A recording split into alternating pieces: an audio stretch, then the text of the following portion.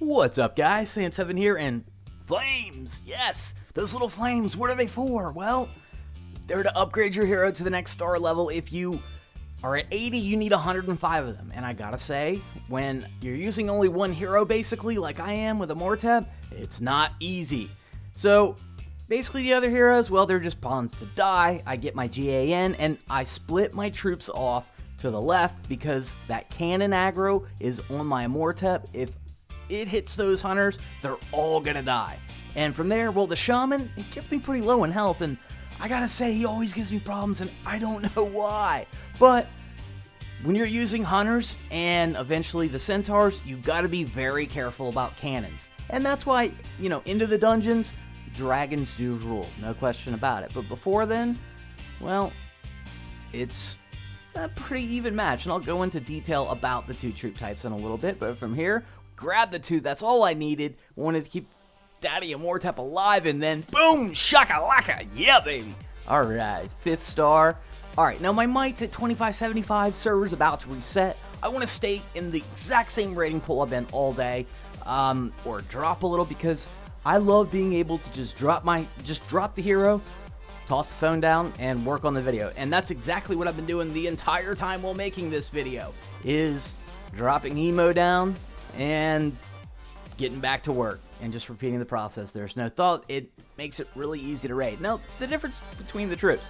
Alright, first off, look at the time difference. It's like 14 minutes. You would expect that, well, the troop that's a tier higher would just eat through the hunters. But no, because there's an attack bonus for the hunters and for the centaurs. Basically, the griffins' kryptonite is this troop type. And 150% attack bonus just means they're going to just cut through those griffins very easily, very quickly. Now the buildings, yeah, they do take a little longer because they only hit for 70%, but that's for every troop type. When it comes to heroes, only 65%, but Daddy Emo, yeah, he's got it. No worries. That marksman, nah. And I'm going to go into some detail about the troops. Alright, basically with your hunter, you can see right here, there's your armor. On light armor, 150% damage. His armor type is medium, and his attack is range. Now, that's a magic, but it is a little bit shorter than the range of a ranged attack.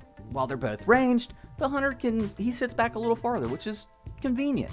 Now, armor type, it's going to be the same for every single troop in their tier. So, all the way up and down, they're going to have the same armor type, they're going to have the same bonuses. And heavy armor for the Omnithopters and those guys, and then for the Guardians, Savage Ogres, they have heavy armor as well. And that's where the Griffins shine against. They get 150% bonus against those troops. Now, should you be using Centaurs at level 1 right when you get them? When you look at the stats, it's like, okay, yeah, those are pretty good. They're a lot better than those. However, you got to pay attention to the space occupied, which, well, it's 2. And that means I'm going to get more hunters. I'm going to have I can basically pull out, you can see right there, it's 24, so I can get 48 total hunters. And only 8 per camp when it comes to centaurs. So that's 32 versus 48. Then you got to start multiplying it, and I've done the math. What happens is, centaurs at level 1, you lose 1.5% attack when you add up all the troops and the entire camp if you're using all centaurs versus using all guardians. Now you do get an HP buff as well. So overall, yes, they are still viable, but the amount of time it takes, it's too long. Now mana's just too easy to get. I don't factor it into my decision whatsoever, but the amount of time it takes, generally, I'm not going to use centaurs till level 2. However, when it comes to griffins, it's not till level 3 when you start doing the numbers on the griffins, because it's the attack that you want from the griffins, and that takes a little longer to go. So griffins, really, it's not till number 3. And when you move up the dragons, I suggest level 4. But when you move up the shotgun dwarves, well, I suggest level 3. So basically, if you do choose the path of hunter, centaur, shotgun dwarves, you're going to get to use the next tier troop one level earlier where it's more effective. Now, dragons, like I said though, they are the end game for dungeons. But once your heroes get up over 120, it's just you don't need troops anymore. The only troops I use on my main are guardians for absorption reasons. And you can see right there, waiting on her to get up. And once she's at level 2, well, I'll be using those centaurs quite often. But yeah, dragons, that's the path I've taken with every other account. Gotta say, I've always liked it, but I do love me some shotgun dwarves. Alright, now, free to play, it is all about these achievements. You're going to see that achievement screen all the time because I'm always looking at it. And what I'm doing is going after the failed attack one. And I'm going in, I'm jumping out, but if you keep doing it, what happens is this. It just freezes on you. There's nothing you can do. You have to quit the game. And if you enter the game right back in right away, well, you think you might be able to do it again 4 times? Let's see. Let's go ahead and give it a shot. And here we go. And no. So after that, I was like, okay. I want that title. Why not just cherry pick? Because one of the things you can do is cherry pick. And what I mean by cherry picking is you're going to go in, you're going to find a vault like that one. Right there. You're going to destroy the vault, and then you're going to leave. 12,000 gold, and you're working towards the achievement. Now, it's an achievement for failing, which, it's really not the greatest setup, but I'm working with what I got. The best way, though, is to find a raid like this and just raid the entire thing.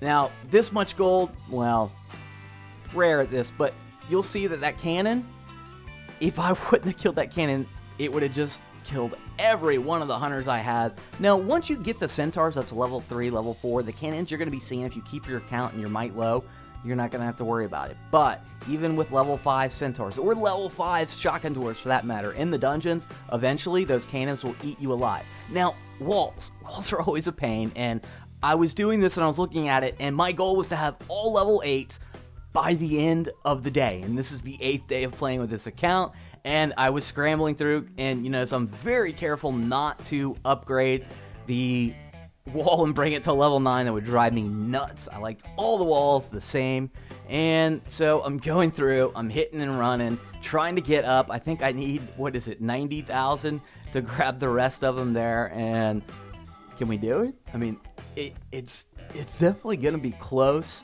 but there it is, and well, got about 18 seconds to spare.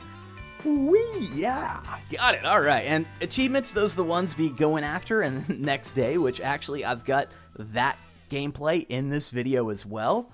So there it is. Go ahead and move in, grab the daily reward for 20, and let's get on with it. Builders, baby, yeah. So I've been saving up those gems not for hero rolls, but for a builder, because I'm gonna be able to progress my account that much more.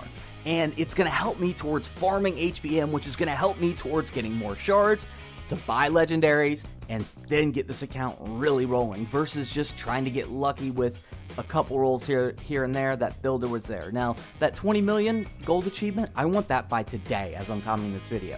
And that's one of the things that is allowed me to do is because I've kept my might low, I can just raid without looking. Now, I figured Emo, well, he's up to level 80, or 83, he's at that 5th star. Can I beat B? I'm going to give it a shot at least, and you can see I'm actually using hero traps. I want to beat this.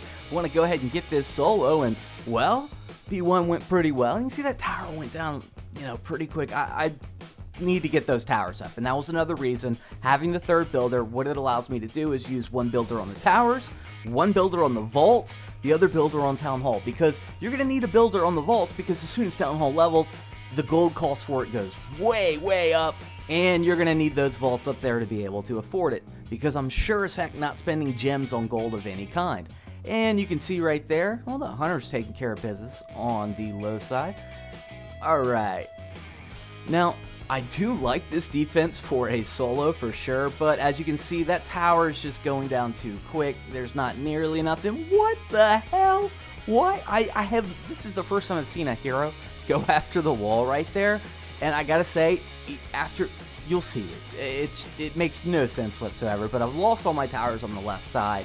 But with a good spawn, and she goes around the wall, she breaks, it makes no difference. Ooh, the good spawn. I got a chance at B. I need him spawn. Oh, no. See, spawn on the right, had a chance, but spawn right at, yeah, no. So, still haven't got B, but Well, in the arena?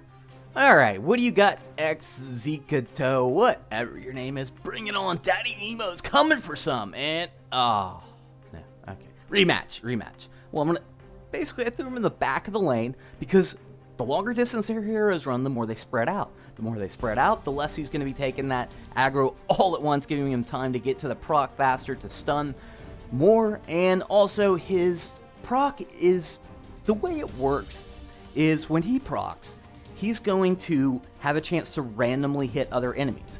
And basically, it's going to be anywhere from, I believe, 2 to 11 hits, or it's 3 to 11 hits. That's in the statistical norm. And generally, you're going to be hitting around 5, 6, 7 times. So, the luckier I get with that, him hitting with that proc, those heroes, and stunning and damaging, well, I can get by 5 heroes. I can make up a whole might level and 4 extra heroes, but that's what the Amortep is all about.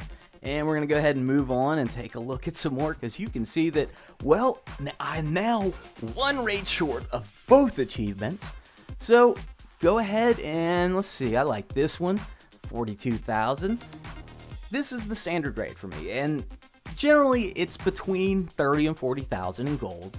And I drop a Amortep. I sometimes use troops, sometimes I don't, but you can see these hero levels. That's why I consume those heroes.